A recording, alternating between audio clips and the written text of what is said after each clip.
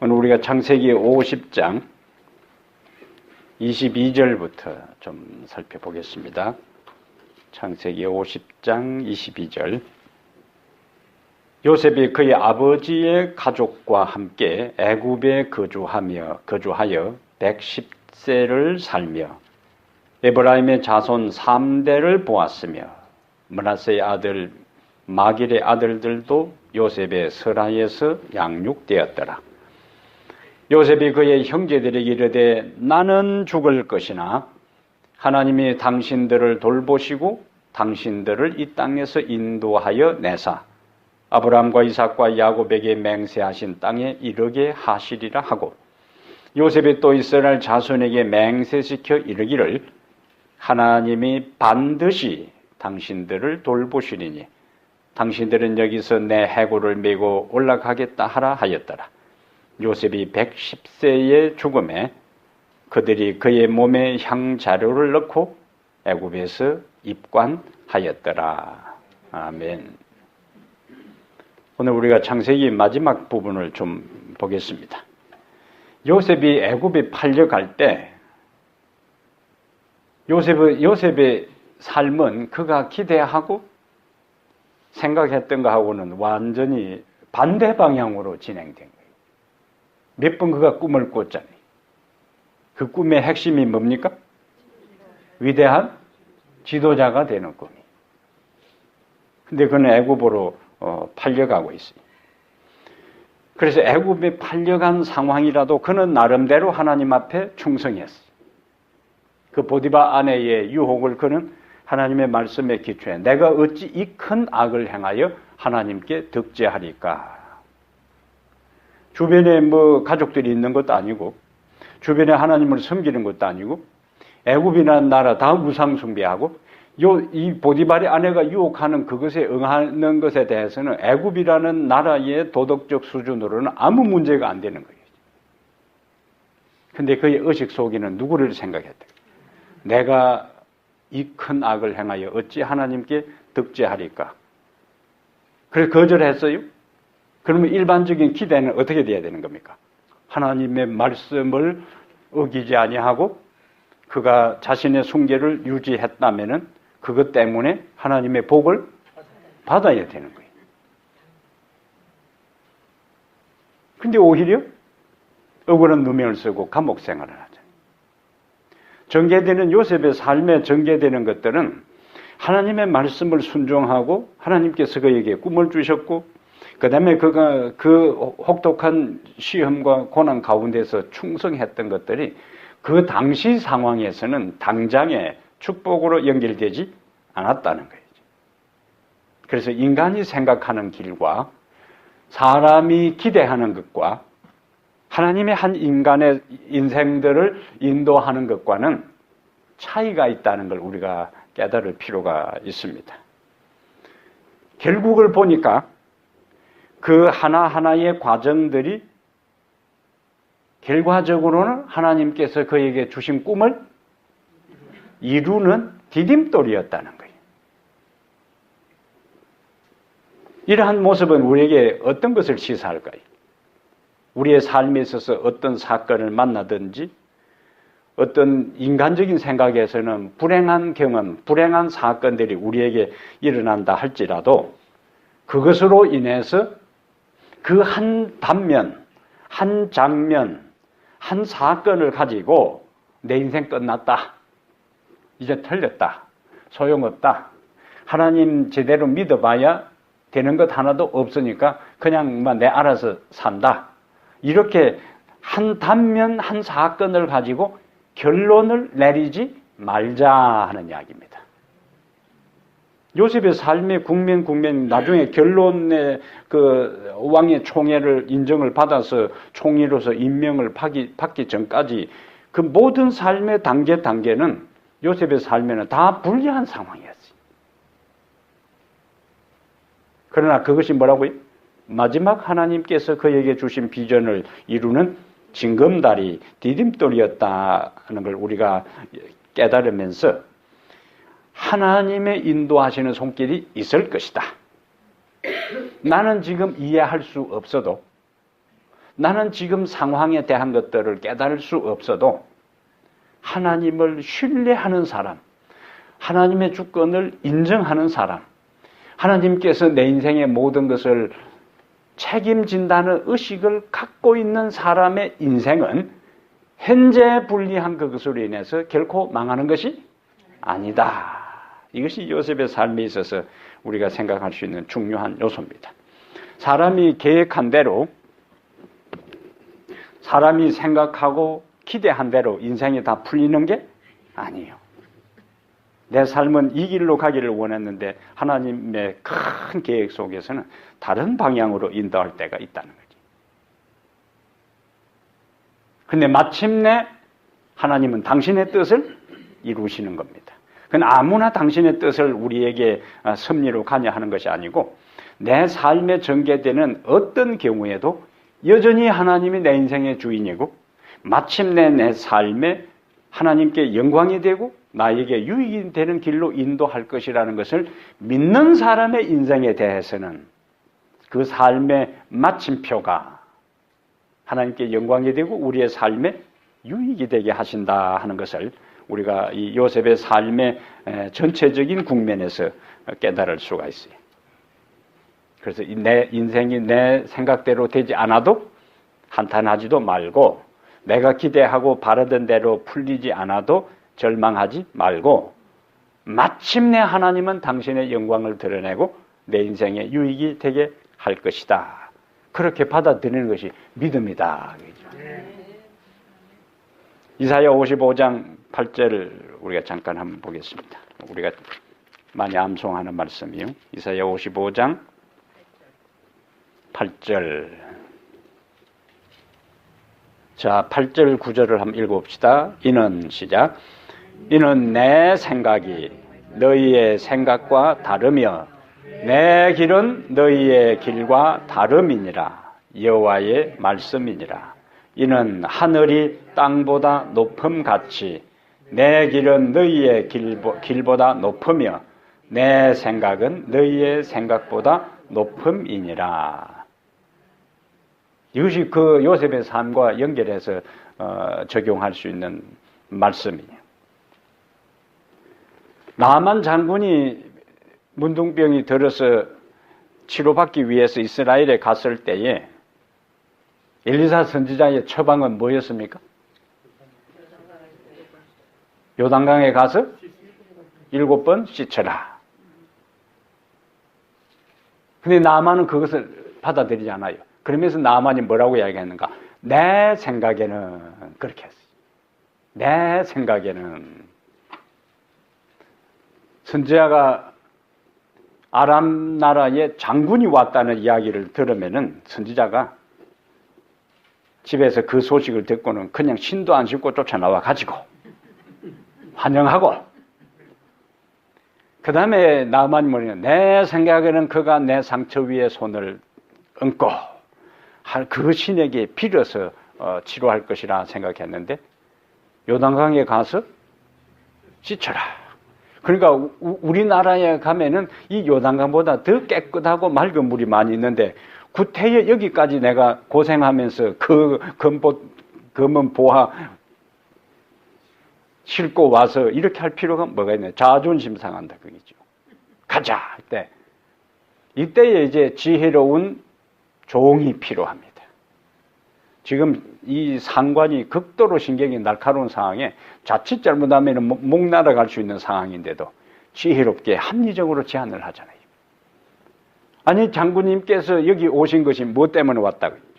치료받기 위해서 왔는데 치료받기 위해서는 요단강에 씻어라 하는 것보다 더 힘든 것을 하라고 해도 할 판인데 아니 요단강에 내려가서 7번만 씻으면 낫는 되는데 그걸 가지고 왜 주저하십니까? 밑에 본질인데 어차피 먼 길 오느라고 그 사막 건너오고 하면서 다 땀도 났는데 그냥 하나는 데도 한번 해봅시다. 이 장군이 가만히 듣고 보니까 일리가 있는 말이에요. 그래서 내 생각을 내려놓고 선지자가 제안한 것을 따릅니다. 그래서 여기 이사야 55장 8절 9절에 내 길이 너희 길과 다르고 내 생각이 너희 생각과 다르다.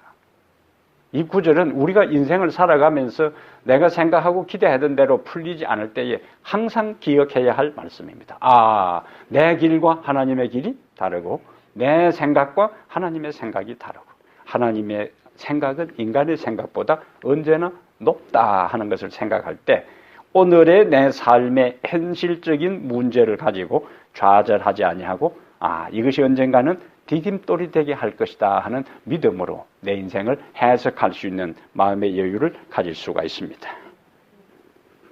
하나님의 사람에게 있어서는 일어나는 모든 일들이 우연이라는 것은 없고 모든 것은 하나님의 섭리 안에서 이루어집니다. 대표적인 사람이 모압 여인 룻이 그의 남편이 죽고 자기 시동생도 죽고 또 자기 시아버지도 다 죽고 여자 3명만 남은 그 가정은 참 외행적으로 보면 어떤 상황이에요? 완전히 쫄딱 망한 집안이에요. 모압 땅에서 더 좀 잘 살아보려고 그 낯선 지역으로 이민 갔는데 두 아들도 죽고 남편도 죽고 이거는 또 국제 결혼을 한 상황이고 그 가정은 굉장히 완전히 풍비박산난 상황이에요. 그래서 이제 그 모든 이민 생활을 포기하고 다시 고국으로 돌아가려고 할 때 룻과 오르바 두 자부가 따라 붙이려고 하는 거예요. 근데 시어머니가 정색을 하면서 이야기합니다. 너희 집으로 돌아가라. 여기서 이제 인생의 갈림길이에요. 인생의 갈림길. 이때에 어떻게 선택하냐에 따라서 그 인생의 미래가 완전히 달라지는데 그 선택이 나오미가 너희 집으로 다 가라. 그리고 다른 남자 만나가지고 잘 살아라. 나는 어차피 내 고향으로 가겠다. 할 때 그 제안은 지극히 합리적인 제안입니다.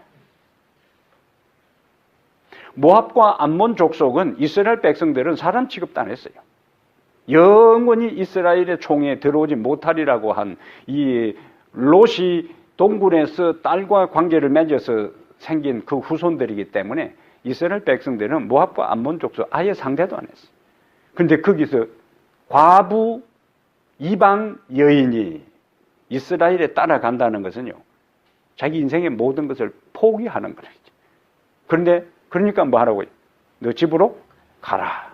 오르바가 가만히 생각해 보니까 자기 시어머니 따라가는 것보다 맞다.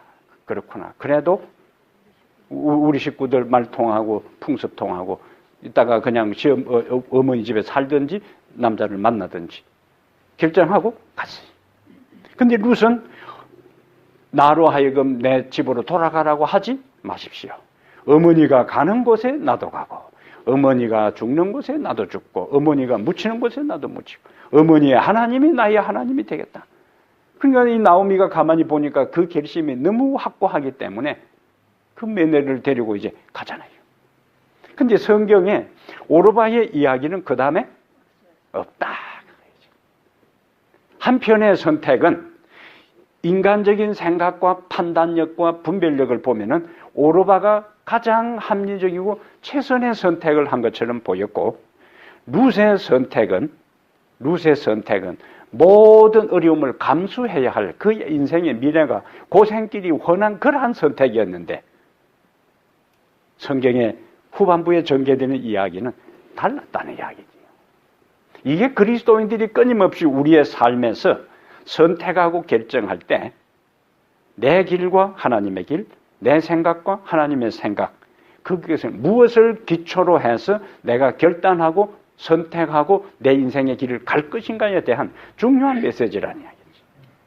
자, 하나님의 백성에게는 우연이 아니고 모든 일이 하나님의 섭리 안에 이루어진다. 그럼 룻기서 1장 마지막 부분에 가면은 룻이 모압 땅에서 베들레헴에 돌아왔을 때에 마치 보리 수확하는 시기다 그랬고, 그 다음에 2장에 가서 집에 가만히 있을 수가 없으니까 끼니를 해결해야 될 거 아니에요. 이제 보리 이삭이라도 주우려고 갔을 때에 마침 보아스의 밭에 가서 거기서 뭐예요? 우연히 마침.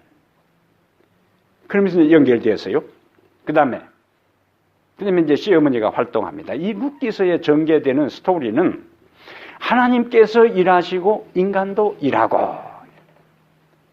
하나님께서 일하시고 인간도 일하고, 시어머니 나오미는 끊임없이 보아스와의 그 연결고리를 만들기 위해서 다 자기 자부에게 지시를 내려요. 그리고 그 자부는 시어머니의 지시를 충실히 순종합니다. 그러니까 하나님은 큰 테두리 속에서 당신의 섭리를 이루어가고, 인간은 그 틈 속에서 자신의 역할을 충실히 수행하면서 결과가 나타나는 거예요. 하나님께서 절대로 일방적으로 하시지도 않고, 인간이 아무리 발버둥 친다고 되는 게 아니고, 하나님의 섭리 속에서 인간은 끊임없이 하나님의 길과 내 길 중에서 하나님의 길을 선택하고, 내 생각과 하나님의 생각 중에서 말씀에 기초해서 선택할 때, 그러면은 한 걸음 한 걸음 하나님께서 그것을 다 연결해서 결국에, 너무 멋있잖아요. 그 우리의 삶은 이미 보장된 거예요. 망하는 것은 절대로 없는 것이 이미 성경을 통해서 우리에게 확실하게 보여주는 거예요. 예? 다른 사람에 있어서는 미래가 불투명한 거예요. 그런데 하나님께서 일을 하시는 게, 자, 보아스하고 이제 연결을 시켰는데, 롯을 아내로 삼고, 그 다음에 그 재산을 다시 회복시켜주는 역할이 이제 고엘, 속량자, 구속자인데, 보아스보다 더 우선순위에 있는 사람이 있어요. 이제. 그래서 나는 원하지만은 그 사람이 자기가 너를 아내로 삼고 재산을 회복시켰다면 그 사람 몫이다. 그래서 성문 입구에서 만나서 보니까 처음에는 할 듯 하다가 나는 안 하겠다. 그 사람은 계산한 거요. 이방 여인하고 그 당시 그 좁은 사회에서 차라리 믿지 않는 동네에 가서 이방 여인하고 결혼하는 문제가 없지만은, 거기서 이방 여인하고 결혼하는 것은 그 사회에 거의 매장될 걸 각오해야 되는 거죠. 그리고 그 재산을 다 회복시켜줘야 되는 책임을 맡아야 되니까, 나는 안 하겠다. 그 사람이 하겠다 했으면 또 상황은 달라지는데, 그 사람이 계산적으로 자기에게 큰 이익이 될 게 없다고 판단했지만은, 보아스는 그 모든 것을 제껴놓고 무언가 전개되는 것 속에서 하나님과 섭리가 있는 것을 알고 자기 아내로 받아들이잖아요. 근데 거기서 그냥 딸을 놓은 게 아니고 아들을 놓고, 그리고 다윗의 조상이 되고, 그래서 마태복음 1장에 가서 룻의 이름이 예수님의 족보 가운데 언급이 됩니다. 이 흐름의 전체적인 것들이요, 결국에 하나님의 백성들이 하나님의 길을 선택하고 하나님의 말씀의 원칙과 생각을 따라 선택해 나가면은, 하나님은 하나님 편에서 생각지도 아니한 사건을 동원시키고 사람을 동원시키고, 생각지도 않은 사람을 만나게 하고, 생각지도 않은 사람이, 저 사람은 절대로 도와줄 사람이 아닌데도 이상하게 그 사람을 도와주고 싶은 마음이 들게 해서 결국에 당신의 백성이 축복의 자리에 서게 한다는 거예요. 이게 요셉의 삶의 이야기고 룻의 인생에 펼쳐진 사건이라는 거예요. 그러면 그런 성경의 이야기는 성경의 이야기로 끝나는 것이 아니고, 오늘 우리의 삶에 있어서도 동일한 하나님께서 우리가 그런 가치관을 가지고, 믿음의 기준을 가지고, 그러한 핵심적인 가치관을 가지고 살아가면, 하나님이 요셉의 삶뿐만 아니라, 그리고 룻의 삶뿐만 아니라 오늘 우리의 삶에도 생생하게 그렇게 인도하신다는 거예요. 이것을 우리의 인생에 내 인생이 끝날 때까지 나는 이런 신앙적 가치로 삶을 살겠다 하고 딱 중심을 잡는 사람은 절대로 망하지 않는다는 거예요. 이 절대라는 단어를 함부로 쓸 수 없지만은, 여기는 절대로 망하지 않는 거예요. 하나님께서 절대로 그 인생의 삶을 반드시 당신의 영광과 우리의 삶의 축복이 되도록 이끄신다. 얼마나 마음의 여유가 있어요.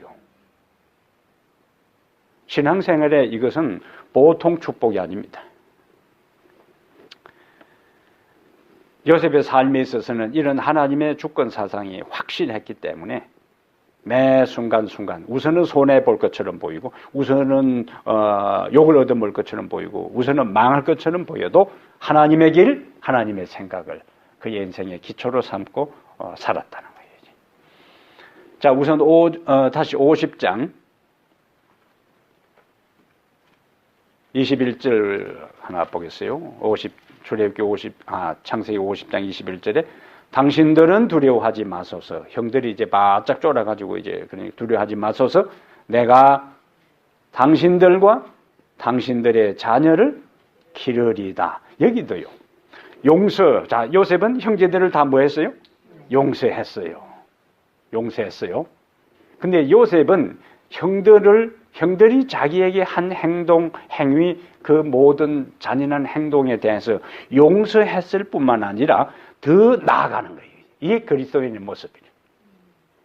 용서했을 뿐만 아니라 당신들과 당신들의 자녀를 기르리다. 그래서 용서는 인색한 용납이 아니라 풍성한 사랑으로 표현되는 것이다. 큰 선심이나 쓰는 것처럼 용서한다 하고 끝나는 것이 아니고 그 용서에서 그 다음 단계로 나아가는 거예요. 풍성한 사랑으로 그를 표현해 주는 거예요. 그래서 당신들과 당신들의 자녀를 기르리다.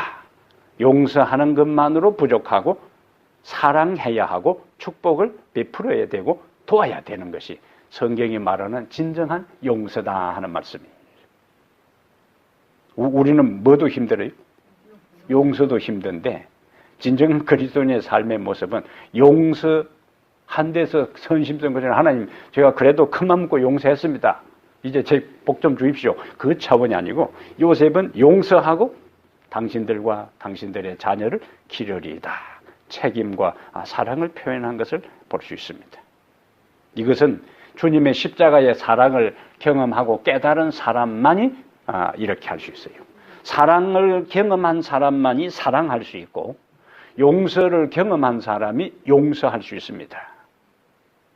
근데 사랑을 경험하지 못하고 사랑을 깨달지 못하고 용서를 경험하지 못한 사람이 용서하는 것은 힘든 상황이에요.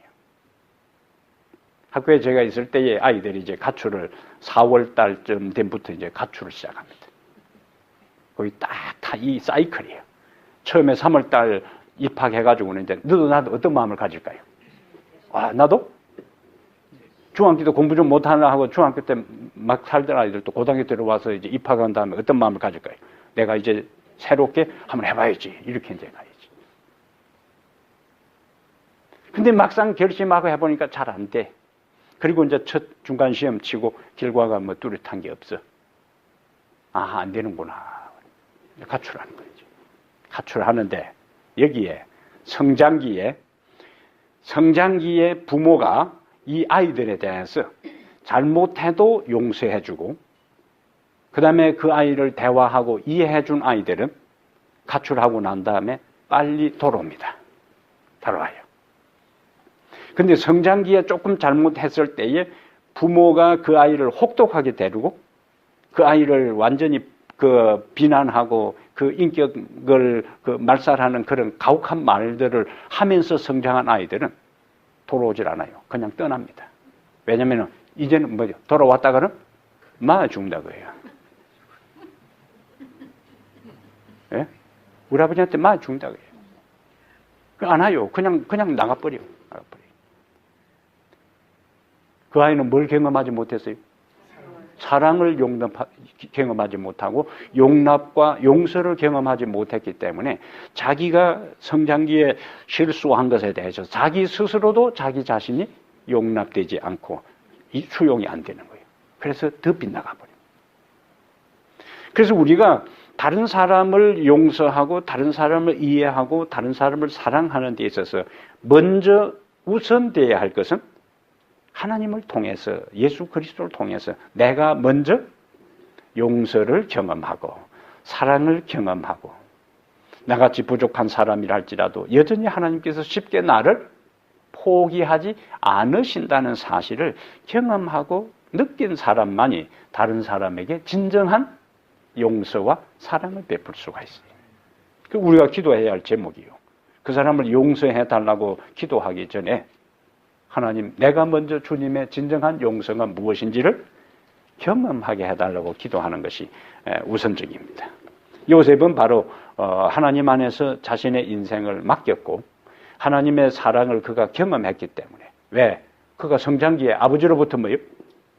충만한 사랑을 받았어요.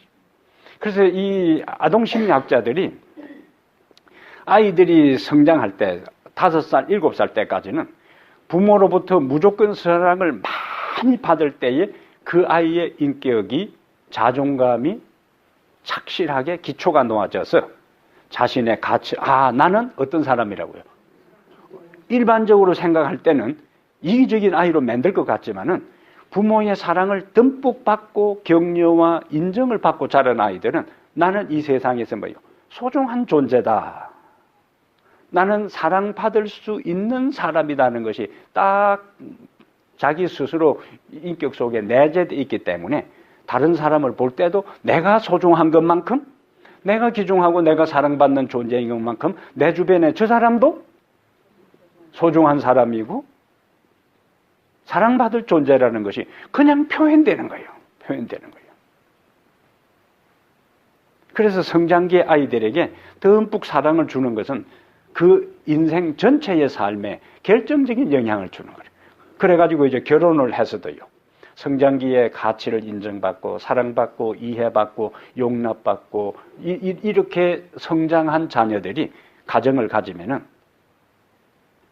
다른 사람, 그 배우자와의 관계가 원만해질 수가 있습니다. 근데 무시당하고 멸시당하고 가혹한 혹독한 말을 듣고 비난하는 말을 반복해서 들었을 경우에는 자존감이 바닥을 칠 때는 결혼 생활 자체도 또 힘들어지는 거예요. 그래서 악순환입니다. 악순환이. 이제 이미 우리 자녀들 다 커버렸으니까 뭐 기회 다 지나갔고 우리 손주들에게도 그렇게 키우라고 가르쳐야 됩니다. 인생은 일생이라 그러잖아요. 한 번 살기 때문에 이거는 뭐 연습하고 달 것도 없이 매일 매 순간이 뭡니까?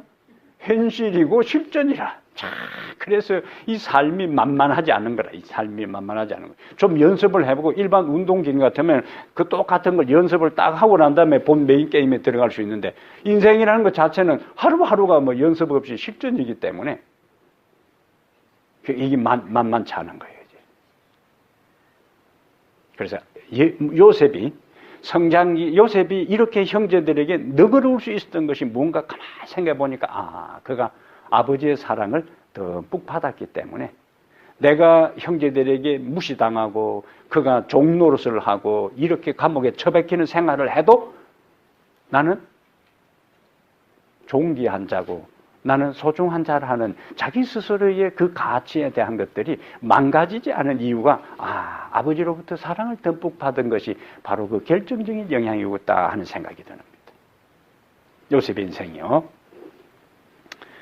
24절부터 이제 그러면서 그가 그대로 가족들과 함께 편안하게 지내는데 요셉의 삶의 모습은 갈수록 아름답게 성숙해가는 모습입니다. 이 모습을 이제 잠언 4장 18절에 의인의 길은 돋는 햇볕 같아서 점점 빛나서 원만한 광명에 이른다.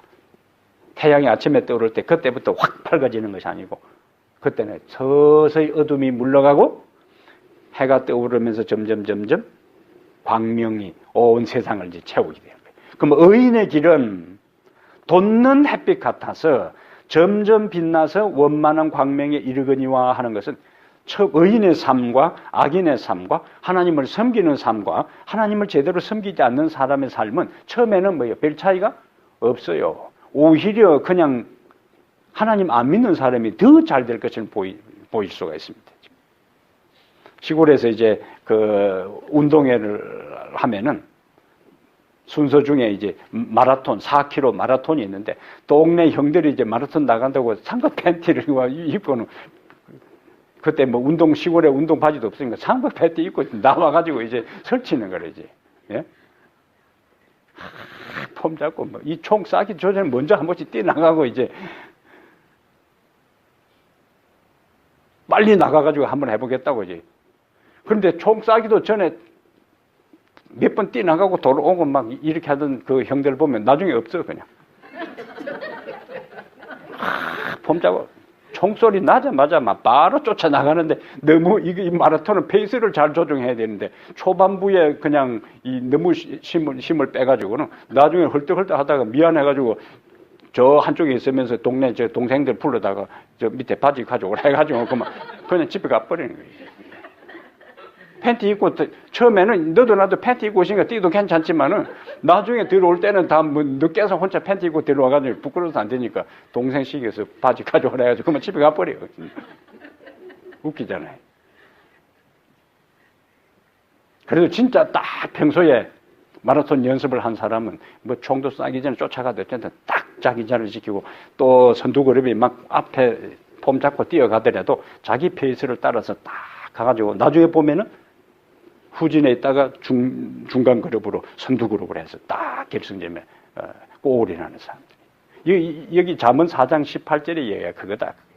의인의 길은 돋는 햇빛 같아서 처음에는 해가 탁 떠오르는 게 아니고 서서히 떠오르고 그러면서 빛이 쫙 나는 것처럼 하나님을 믿는 백성들의 인생이 우선은 출발 지점에서 그렇지 하나님을 제대로 섬기지 않는 사람이 오히려 잘 되고 하나님의 말씀대로 살고 믿음 안에 살려고 열심히 이런저런 일을 하는 사람은 좀 뒤처지는 것처럼 보이지만은 하나님께서 그들이 점점 빛나서 원만한 광명에 이르게 한다.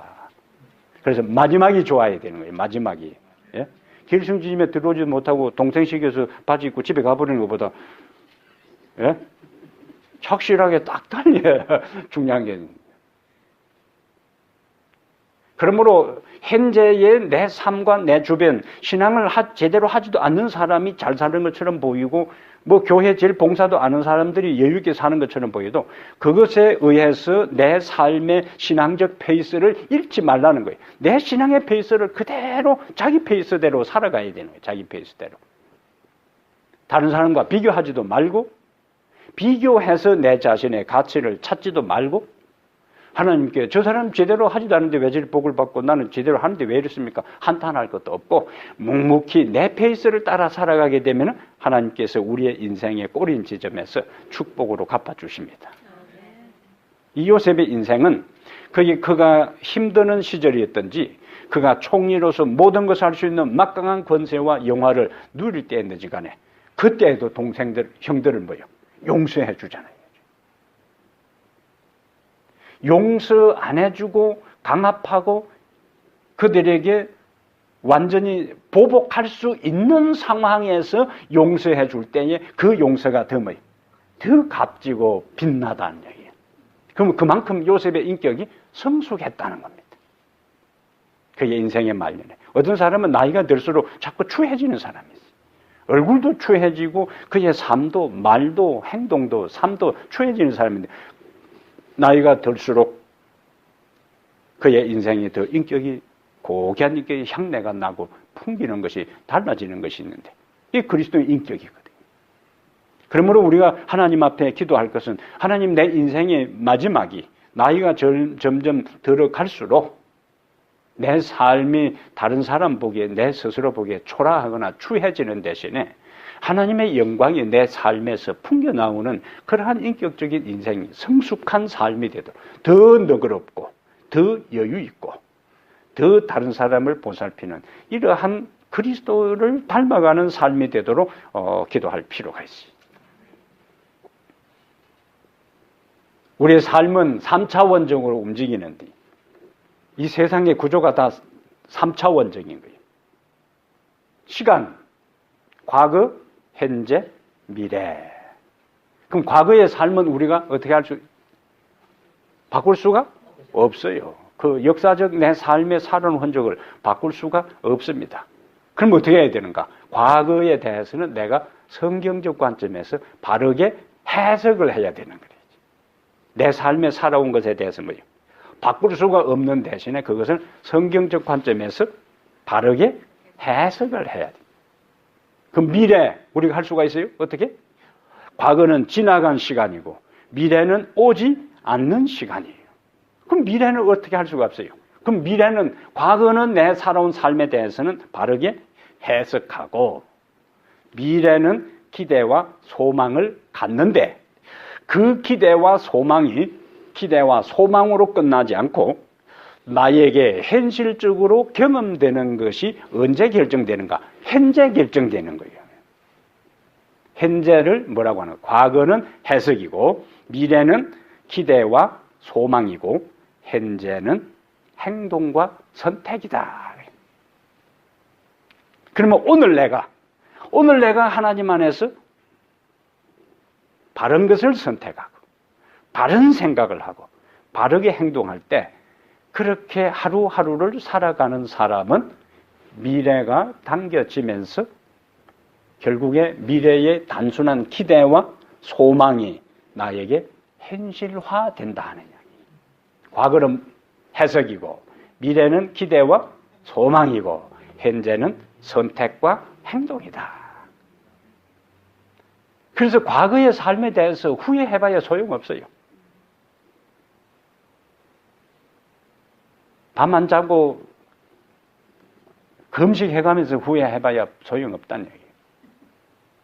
과거는 하나님의 관점에서 바르게 해석하고, 내 인생의 과거에는 이렇게 살아왔다 할지라도 내 미래는 달라질 것이라는 소망을 가지고, 오늘 그 깨달음을 가지고 살아가는 인생은 하나님께서 점점 빛나서 원만한 광명에 이르게 된다. 어떤 사람은 은퇴하면은 제대로 확실하게 좀 봉사하겠고 믿어보겠다는 사람도 있어요.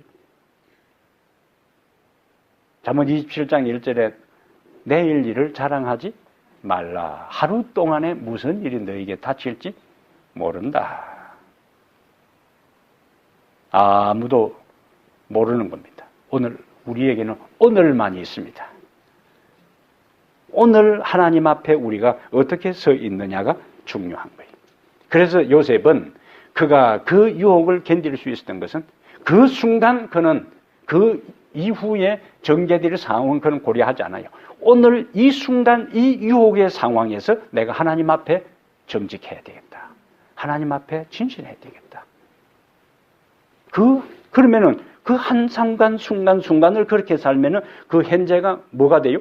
과거가 되고, 그 다음에 그렇게 살아온 과거는 후회스러운 것이 아니고 하나님의 섭리의 축복 속에 살아온 것이니까, 전체 인생을 두고 본다면은 70년, 80년을 그렇게 산다면 하루하루를 그런 관점에 살았으니까 그 인생은 후회스러운 인생이 아니고, 내 삶에 하나님께서 이렇게 여기까지 인도하셨구나라고 감사할 수 있는 삶이 되는 거예요.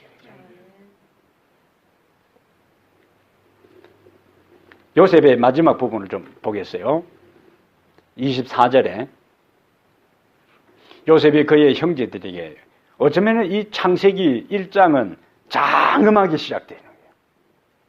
예? 태초에 하나님의 천지를 창조하시니라. 온 우주에 관계되는 엄청난 선언, 우주적 선언이 시작되었는데, 그 창세기 마지막은 요셉이 110세의 죽음에 그들이 그의 몸에 향자를 넣고 애굽에서 입관하였다. 시작은 뭐예요? 엄청난 이야기로 시작되는데 그 마지막은 뭐예요? 애굽에서 죽었다. 그 왜 이 창세기 이 전체적인 구조가 그 장엄한 시작에서 왜 마지막에는 애굽에서 입관하였더라. 요셉이 이제 그 형제들 이야기합니다. 24절에 그의 형제들이 이르되 나는 죽을 것이나, 이것도 이제 그냥 넘어가서는 안 될 이야기예요. 나는 죽을 것이나.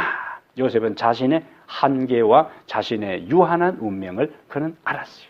그리고 그것을 받아들였어요.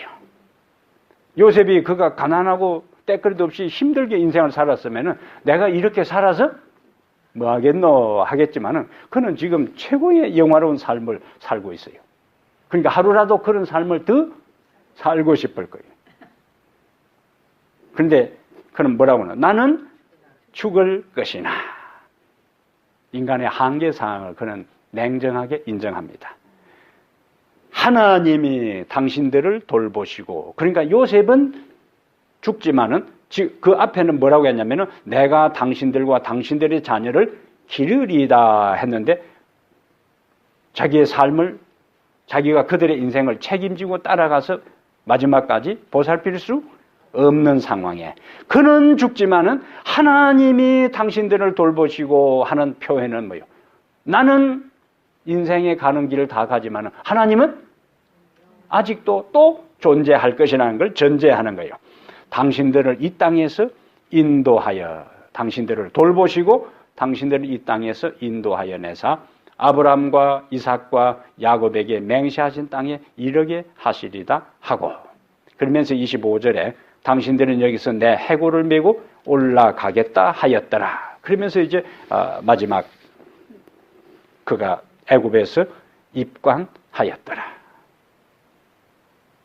이 부탁대로 400년 후에 출애굽기 13장 18절 19절에 보면은 요 구절이 그대로 연결되어서 출애굽기 13장 18절 19절에 이스라엘 애굽에 나올 때에 요셉의 해골을 취하였더라 그렇게 나오는 거예요. 그러면 이스라엘 백성들은 뭘 생각하는 거예요? 요셉의 그 미래가 이스라엘 백성들이 가나안 땅에 계속 사는 것이 아니고 언젠가는 아브라함과 이삭과 야곱에게 약속하신 땅으로 너희들을 인도할 것이라는 소망이 있었다는 거예요. 소망이. 그리고는 400년이 지났어. 이스라엘 백성들은 그것을 잊지 않고 요셉의 해골을 취하여 가는 것이 나오고 그 다음에 여호수아 24장 32절에 가나안 땅에 요셉의 뼈를 장사하는 이야기가 기록되어 있습니다. 요셉의 믿음은 하나님의 약속을 믿는 믿음이었습니다. 그러므로 창세기 1장의 그 장엄한 시작이 마지막에는 죽음으로 끝나는 것처럼 보일지라도 창세기 그 마지막 죽음의 자리에 선 요셉의 가슴 속에 있는 마지막 여운은 뭐냐? 가나안이 있다는 거예요. 가나안 땅. 하나님이 약속한 가나안 땅이 있다. 이 세상에서요. 그가 힘든 삶을 살든지 그 다음에 보통 삶을 살든지 여유 있는 삶을 사든지 부유한 삶과 영화로운 삶을 살든지 간에 언젠가는 모든 인생은 다 죽는 거예요. 그렇게 생각하면 삶 자체가 어떤 때는 허무하게 느껴져요. 예? 허무하게 느껴집니다. 그리스도인들에게 있어서도 언뜻 찾아오는 그 감정은 허무감이에요. 예?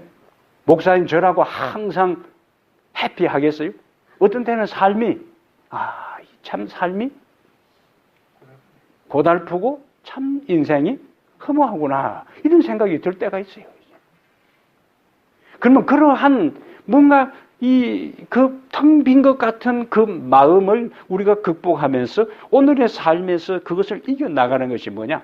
내 삶이 우리의 삶이 이 세상으로 끝나는 것이 아니고 또 다른 삶을 하나님께서 뭐 하셨다? 약속하셨다는 그 소망이 우리로 하여금 삶의 허무, 지침 그렇게 발버둥치고 특히 여기 이민자의 삶들을 제가 밑바닥의 인생들을 사는 모습을 볼 때 잘 살아보려고 여기 왔는데 오히려 더 한국에서 여기 사는 것 반만큼만 부지런히 했으면은 벌써 여유 있게 살았을 텐데 아직도 이민 온 지 10년, 20년, 30년이 돼도 힘들게 사는 사람들을 볼 때마다요. 그런 마음이 들어요. 그러면 이 세상에서 지금 나이가 50, 60 돼가지고 얼마나 부지런히 해가지고 여기 여유 있게 살겠어요. 그러면 방향을 틀어야 돼. 내 삶은 이 세상에서 지금 해가지고 그 하는 것은 내가 하나님을 먼저 중심으로 모시고 내 삶을 소망 가운데 사는 것을 중심으로 삼고 정성, 최선을 다해서 성실하게 하루하루 살아가는 것이 우리의 인생의 방향타입니다. 방향타. 소망입니다. 소망.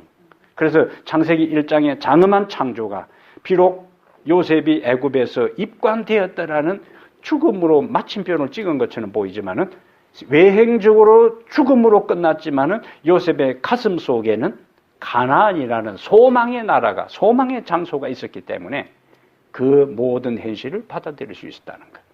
오늘 우리의 삶에도 이 세상이 전부가 아니고 우리가 궁극적으로 돌아갈 뭐가 있다는 거예요.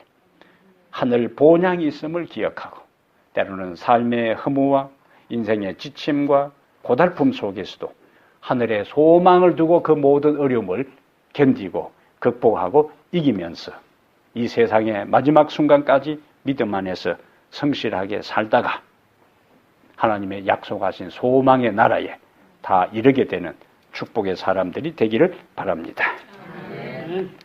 하늘에 계신 우리 하늘아버지, 이 저녁에 주의 말씀을 사모해서 당신의 전에 나온 모든 성도들을 기억하시며 그들의 선택에 축복하여 주시옵소서. 요셉의 생애에 파란만장한 삶 가운데서도 하나님의 인도하시는 손길을 통하여 요셉을 끝까지 책임지시고 축복하신 것처럼 이 저녁에 주님 앞에 겸손히 엎드린 모든 성도들의 삶도 동일하게 축복하여 주시옵소서. 예수님 이름으로 기도합니다. 아멘.